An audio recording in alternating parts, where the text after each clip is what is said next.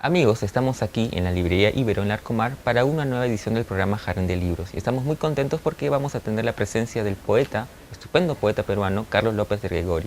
Justamente ayer se presentó su más reciente libro de poesía, La espalda es frontera, publicado por Paracaídas Editores. Así que amigos, sin más preámbulos, lo dejamos con la entrevista con Carlos. Estamos en la librería Ibero en Larcomar para conversar con el estupendo poeta Carlos López de Gregori, que acaba de sacar su más reciente poemario, La espalda es frontera, publicado por Paracaídas. Cuéntame un poco el origen de este libro. El anterior ya llevaba un buen tiempo de haber sido publicado y nuevamente nos entregas una nueva producción. ¿Cómo se fue gestando? En realidad estos poemas han aparecido en dos ciclos. Uno más o menos alrededor del 2011 por ahí, y otros hace un año y medio más o menos. Yo generalmente escribo por ciclos, por periodos, ¿no? Durante un tiempo, a veces unas semanas, a veces un par de meses, hay un momento de fertilidad. La poesía llega, a la poesía uno lo recibe durante un tiempo. Y bueno, en esos dos momentos más o menos tuve la necesidad, la motivación, el impulso de escribir, ¿no? Y al lado de muchos otros poemas, porque hay otros poemas, hay otros textos que en realidad van a seguir un camino distinto, diferente, y que formarán parte de un libro futuro. Bueno, surgieron los de La espalda es frontera. ¿Y cómo fue justamente ese proceso, ¿no? De encontrar esos puntos en común que hacen que este grupo de poemas adopte la forma de libro? Creo que mi obra, para el que la ha leído, para el que la conoce, sabe que es una obra bastante unitaria. Más que poemas aislados, yo fundamentalmente propongo libros, ¿no? E incluso tampoco son libros aislados, sino creo que todos ellos forman un único Exactamente. libro, ¿no? Que apareció con las conversiones en el 83 y que va creciendo cada vez que aparece un nuevo volumen. En este caso, creo que más o menos ciertos temas, ciertas preocupaciones, una atmósfera que me identifica sigue presente. Pero creo que formalmente los poemas tienen, digamos, una singularidad, ¿no? Son primero poemas en prosa, es todo el libro está organizado a partir de poemas en prosa. Y creo que son poemas que también tienen un componente narrativo importante. No en el sentido de una historia clara, una historia con principio, medio, fin, con personajes, pero sí escenas, ¿no? Es como si alguien, y creo que la imagen que está al comienzo, que es un collage que yo he elaborado, yo he realizado, muestra a un personaje de espaldas que está cargando un peso enorme, una piedra. En realidad es una ilustración que la tomé de un libro de mitología, un libro antiguo de mitología. Y ese personaje está en una perspectiva, en una habitación, está encerrado. Y al fondo hay una puerta que se abre al infinito. Él está de espaldas, él está cargando ese peso es toda la existencia, toda la vida, todas las cosas, creo yo, puede sugerirlo por lo menos, y trata de atravesar esa puerta, trata de llegar a ese otro lado en el que nunca se sabe qué cosa hay realmente, ¿no? El libro está dividido en tres partes. En tres partes.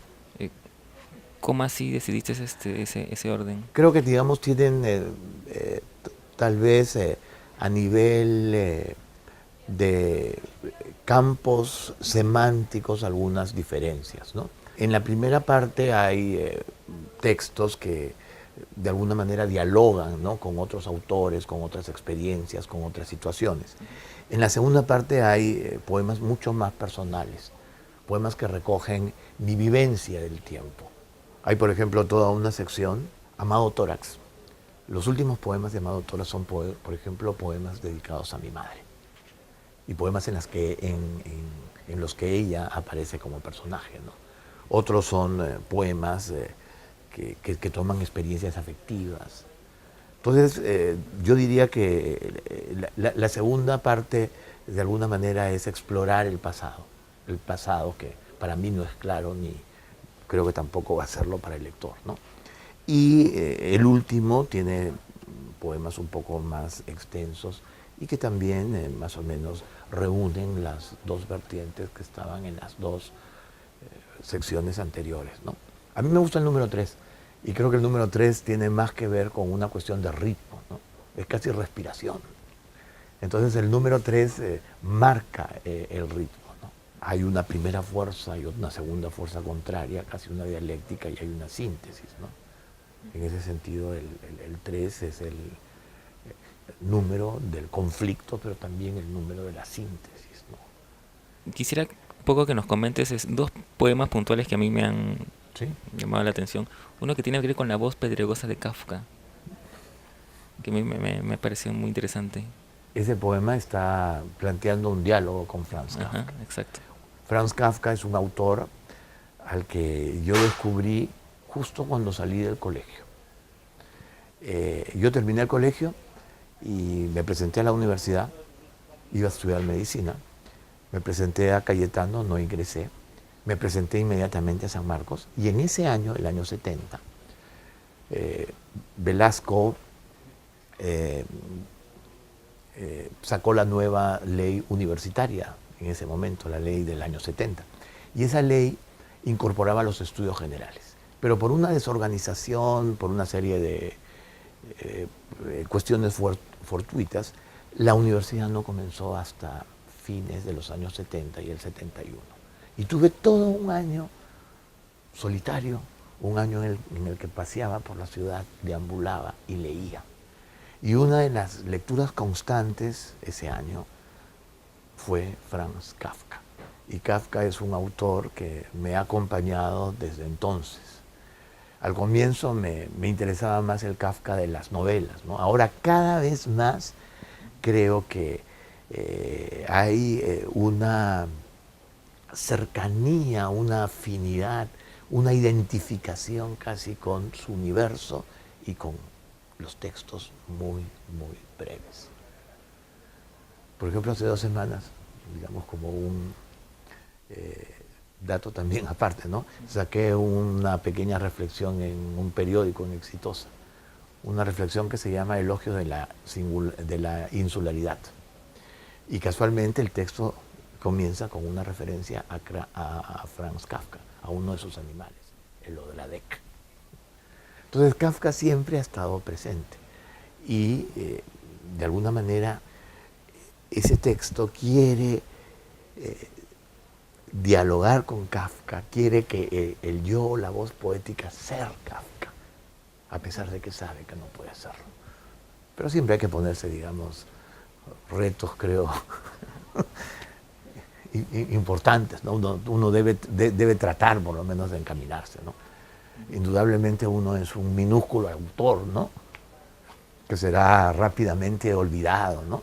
En cambio Kafka crece cada año, cada vez más, y cuando desaparezca la humanidad, porque soy bastante apocalíptico y creo que nos espera un fin trágico, y no está tan remoto, Kafka va a seguir de todas maneras.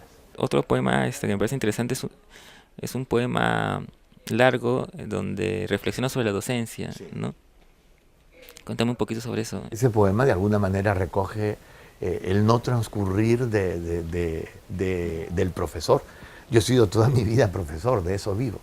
Entonces cada ciclo es un recomienzo, es un reinicio. Van pasando los años, va pasando el tiempo, pero siempre es la reiteración, la repetición de lo mismo, ¿no? Y ese poema un poco está procesando esa sensación, ¿no? Ahora, siempre, tampoco, digamos, podemos entender los poemas explícitamente, ¿no? Porque para mí, en realidad, la poesía no tiene siempre una zona de secreto, de impenetrabilidad, ¿no? Y eso es lo que la hace importante. Si nos remontamos un poco a tus inicios, digamos, como poeta con tu primer libro, ¿qué encuentras que ha cambiado o que de repente permanece, ¿no? En el Carlos López de Gregory de ahora, que escribe poemas ahora, con el que empezaba a escribir? Ahora cada vez desconfío más de lo que hago. No es que sea más difícil ni menos difícil escribir, ¿no? Pero ya no tengo, digamos, tantas certezas, ¿no? Sin embargo, la poesía sigue conmigo, la poesía ha crecido, ha vivido conmigo, porque para mí la escritura no es solo, digamos, el surgimiento de poemas, ¿no? Sino es una especie de trayecto o camino no biográfico, no vital, pero sí una especie de contrabiografía, casi podríamos decir, ¿no? Es el sendero o el peso o la piedra, ¿no? En este caso, que siempre me ha acompañado y que he tenido que cargar. Y como Sísifo siempre tiene que cargar la misma piedra y regresar al mismo punto, lo mismo ha pasado conmigo, con mis libros, con mis poemas y con muchos de los textos que aquí aparecen, porque todos hablan de un ciclo. Y en la sección de recomendaciones de libros tenemos algunas novedades editoriales para ustedes. La estupenda escritora argentina Samantha Schweblin ha publicado el conjunto de relatos 7 casas vacías, publicado por Páginas de Espuma. Es un estupendo libro que se lo recomendamos. Y entre las novedades tenemos la última novela o más reciente novela del escritor peruano Jaime Bailey, El niño terrible y la escritora maldita, publicada por BN.